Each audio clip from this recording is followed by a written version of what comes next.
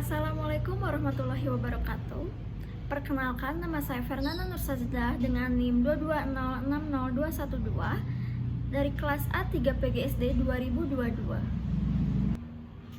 Pada kesempatan kali ini saya akan menjelaskan materi yang menarik untuk kita ketahui, yaitu mengenai perkembangan peserta didik yang dapat meningkatkan pengalaman belajar kita. Pembahasan pertama mengenai perkembangan bagian dari psikologi. Yang pertama, perkembangan bagian dari psikologi. Menurut Chaplin 2001, cabang dari psikologi yang mempelajari proses perkembangan individu baik sebelum maupun setelah kelahiran berikut kematangan perilaku. Lalu menurut Rosa Vasta et al. 1992 menjelaskan cabang dari psikologi yang mempelajari perubahan perilaku dan kemampuan sepanjang proses perkembangan individu mulai dari masa konsepsi, sosialisasi sampai mati. Lalu ada pengertian perkembangan peserta didik. Yang pertama, dari growth, yaitu pertumbuhan. Menurut Elizabeth Harlock, growth adalah perubahan fisik yang terukur seperti peningkatan tinggi badan dan berat badan yang terjadi seiring bertambahnya usia. Pertumbuhan ini merupakan bagian penting dari perkembangan fisik anak. Lalu yang kedua, ada maturation, yaitu kematangan. Maturation merujuk pada proses biologis yang memungkinkan individu mencapai tahap perkembangan tertentu.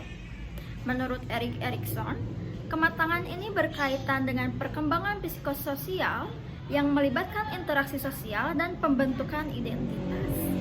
Lalu yang ketiga ada exercise, yaitu latihan. Latihan ini berfokus pada pengulangan aktivitas yang membantu peserta didik mengembangkan keterampilan. Hal ini sejalan dengan teori belajar yang menyatakan bahwa keterampilan motorik dan kognitif dapat ditingkatkan melalui praktik yang konsisten. Lalu yang keempat ada learning, yaitu pembelajaran.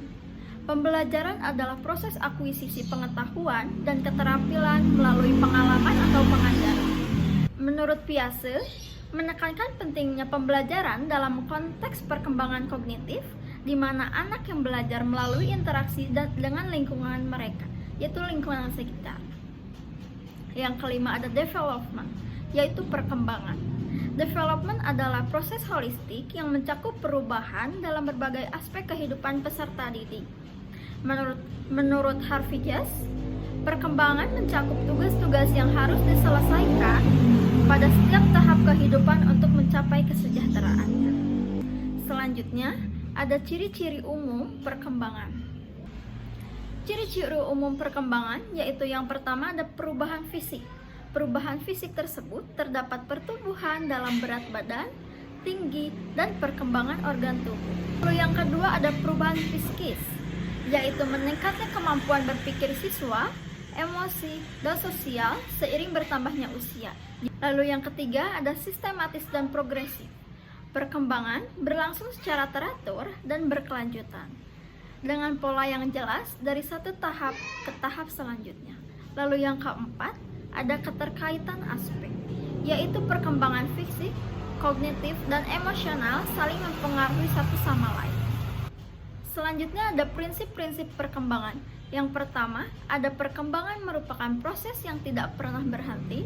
Yang kedua, ada semua aspek perkembangan saling mempengaruhi. Dan yang ketiga, ada perkembangan mengikuti pola arah tertentu.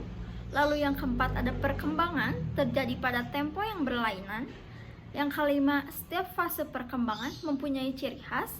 Dan keenam, setiap individu normal akan mengalami tahapan atau fase perkembangan. Strategi pembelajaran yang tepat untuk mendukung perkembangan peserta didik secara optimal, guru harus memahami karakteristik dan tahapan perkembangan mereka. Strategi pembelajaran yang tepat harus disesuaikan dengan tahapan perkembangan peserta didik, sehingga pembelajaran yang maksimal dapat dicapai. Guru harus berdiskusi dan menerapkan material pembelajaran yang relevan dengan kondisi dan kebutuhan peserta didik. Kesimpulannya adalah perkembangan peserta didik adalah proses holistik yang melibatkan berbagai aspek kehidupan. Memahami teori-teori perkembangan seperti Piaget, Erikson, dan Colbert dapat membantu guru dan orang tua dalam mendukung perkembangan peserta didik secara efektif. Dengan memahami karakteristik dan tahapan perkembangan, kita dapat memberikan dukungan yang tepat untuk membantu peserta didik mencapai potensi sepenuhnya. Oleh karena itu, menurut opini atau pendapat saya adalah bahwa memahami dan mengadaptasi strategi pembelajaran yang sesuai dengan tahapan peserta didik sangatlah penting dalam mendukung perkembangan mereka secara holistik. Cukup sekian penjelasan dari saya mengenai perkembangan peserta didik. Wassalamualaikum warahmatullahi wabarakatuh.